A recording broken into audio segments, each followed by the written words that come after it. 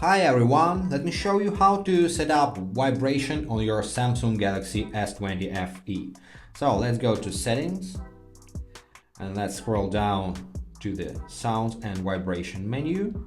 Here we have all preferences due to sounds and vibrations. For example, we can turn on vibrate while ringing on sound mode. And scroll down a little bit and you will find even more cool features about vibration. For example, you can change the vibration intensity or change the vibration pattern. For example, set it as heartbeat. Same thing you can do for the notifications. For example, more intense and short vibration.